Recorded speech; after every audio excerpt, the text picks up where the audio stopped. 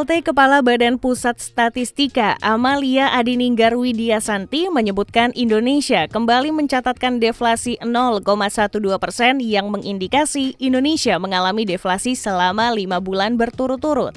Indeks harga konsumen turun dari level 106,06 menjadi 105,93 pada September 2024. Deflasi pada bulan September 2024 ini terlihat lebih dalam dibandingkan Agustus 2024 dan ini merupakan deflasi kelima pada tahun 2024 secara bulanan, ujar Amalia. Adapun penyumbang deflasi bulanan terbesar adalah makanan, minuman, dan tembakau sebesar 0,59% dan memberikan andil deflasi 0,17%. Ternyata permasalahan ini jauh lebih kompleks, mulai dari lapangan pekerjaan, kualitas pekerja, kemudian menyerap pembelian, bagaimana agar produsen ini tidak merugi, hingga memastikan bahwa pasar dalam negeri ini tetap dikuasai oleh produk-produk dalam negeri. Kalau bagi Anda dan menurut Anda, apa yang harus kita lakukan agar Indonesia tidak terus-menerus diserang deflasi?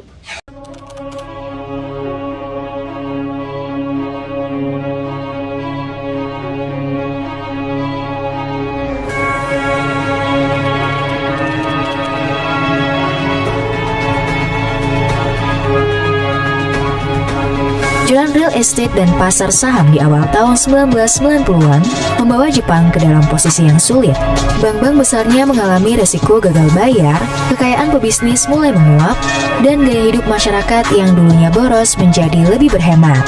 Jepang kemudian mengalami deflasi, di mana harga turun karena penurunan permintaan pasar. Salah satu indikatornya makin hari daya beli masyarakat makin menurun. Nah, lalu seberapa mencemaskan kondisi ini? Ayo kita diskusi.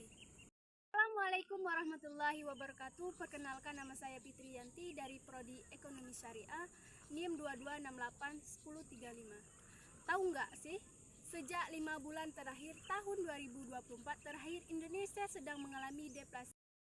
Perlu kita ketahui bahwa ekonomi Indonesia ini sedang mengalami deflasi. Apa sih deflasi? Bagaimana harga dan jasa dan produk tertentu sekilas menguntungkan pada konsumen, apalagi ibu pencipta diskon. Lemahnya daya beli masyarakat, apalagi deflasi telah berlangsung 5 bulan berturut-turut di bulan September. Bahkan tingkat deflasi naik ke 0,20%.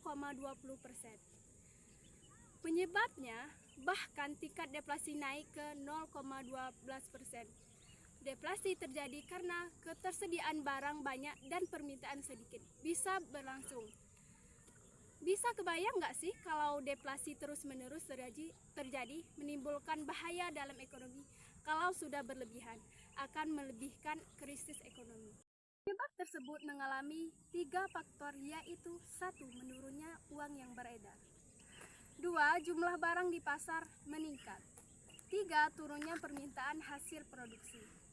Pengaruh deflasi ini penurunan pendapatan bisnis, di mana perekonomian suatu negara menghadapi deflasi secara drastis, menurunkan harga produk, di mana bertujuan untuk keuntungan, namun jika harga turun, pendapatan juga turun. Yang kedua, menurunkan upah dan PHK.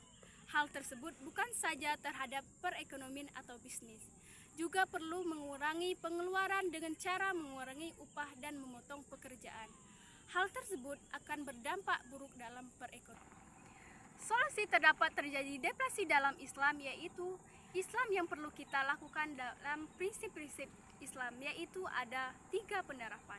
Yang pertama, penerapan zakat, di mana dalam kondisi deflasi zakat dapat meningkatkan daya beli masyarakat, terutama orang yang kurang mampu.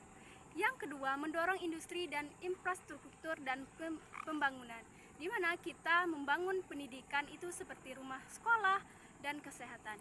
Yang ketiga, ada pengupahan pendidikan ekonomi, di mana kita dapat membantu masyarakat untuk mengelola masyarakat dalam mengelola uang dan dengan bijak, mengurangkan pemborosan, dan banyak hal. Yang terakhir, kebijakan konflik ekonomi Islam terhadap deflasi, yaitu secara keseluruhan kebijakan Islam terhadap deflasi mencerminkan daya upah untuk menciptakan keseimbangan antara pertumbuhan ekonomi, distribusi kekayaan, dan adil, dan menjaga prinsip moral dalam ekonomi. Sekian yang dapat saya sampaikan, saya akhiri. Wassalamualaikum warahmatullahi wabarakatuh.